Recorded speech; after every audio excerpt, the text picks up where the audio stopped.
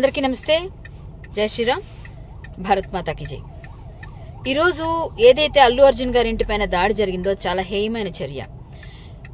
ఒక ప్రాణం పోయింది, తల్లి ప్రాణం పోయిన తర్వాత కొడుకు ప్రాణం కూడా పోయింది అన్నదైతే చాలా బాధాకరం. అది అందరూ చాలా బాధపడుతున్న విషయం. అది అనుకోకుండా జరిగిన ఒక యాక్సిడెంటల్ ఇన్సిడెంట్. అది అతనేమి ఇంట్రెస్ట్గా కావాలని చేసింది కాదు. అయినప్పటికీ పరోక్షంగా ప్రత్యక్షంగా ఆయన బాధ్యుడయ్యి వారి వంట ఉండి వారికి అన్ని విధాలుగా నేను సహకరిస్తాను, వాళ్ళ కుటుంబ బాధ్యత తీసుకుంటాను, వాళ్ళకి అమౌంట్ ఇస్తానని అన్ని రకాలుగా ఎక్స్గ్రేషియా ప్రకటించారు.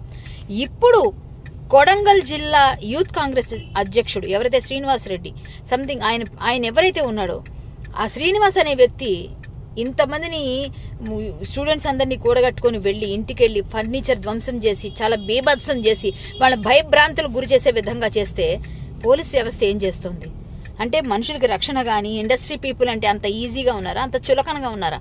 ఒక పెద్ద హీరో, ఒక పాన్ ఇండియా హీరోని పట్టుకొని, అంటే హీరో ప్రాణం ఒకటి మామూలు ప్రాణం ఒకటే నేను చెప్పట్లేదండి, ఎవరైనా ఒకటే. కానీ ఇష్యూ నడుస్తున్నప్పుడు ఆయన మీడియా ముందుకు వచ్చి బాధపడుతూ తన బాధను కూడా వ్యక్తం చేశాడు నిన్న.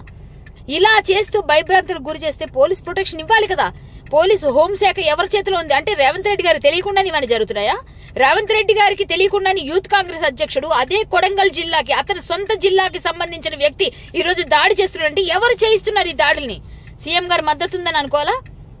అంటే రేవంత్ రెడ్డి గారు ఒక మాట చెప్తారు, ఇక్కడ చేసే వాళ్ళందరూ చేస్తుంటారు.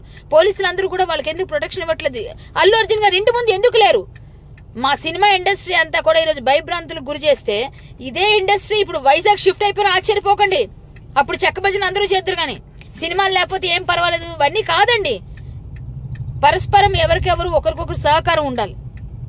ఇప్పుడు బెనిఫిట్ షోస్ రద్దు చేసేస్తారా, ఇంకేం చేస్తారా, అదంతా మీ ఇష్టం, ఏమన్నా చేయండి, మేము కూడా దానికి ఏమి తీసుకుంటారు. కానీ కావాలని చేస్తే మేము కూడా బాధపడతాం. ఇప్పుడు 2 ప్రాణాలు మనం తేలేం.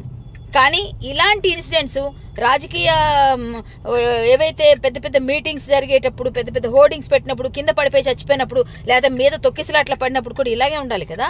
అంటే మా సినిమా వాళ్ళు అనగానే ఫేమస్ అయిపోవచ్చు, గట్టిగా పెద్ద హీరో కదా గట్టిగా చేసేద్దామని చెప్పేసి మొత్తం అందరూ కలిసి దాడి చేసేస్తారా?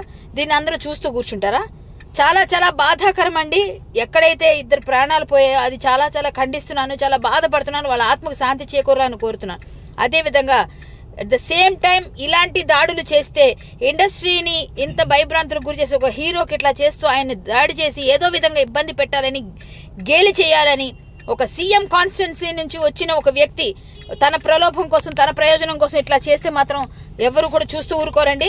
మేము ఖచ్చితంగా దీనికోసం అందరం కలిసి కట్టుగానే ఉంటాము. ఇది ఇంకా ఆపితే బాగుంటుంది. వాళ్ళకి సహకారం జరగాలి, సహాయం అందాలని కోరుకుంటూ, రేవంత్ రెడ్డి గారికి తెలియకుండా ఇలాంటివి జరగవు. రేవంత్ రెడ్డి గారు ఇది కొంచెం గమనించుకోవాల్సిందిగా కోరుకుంటున్నాను. జై శ్రీరామ్.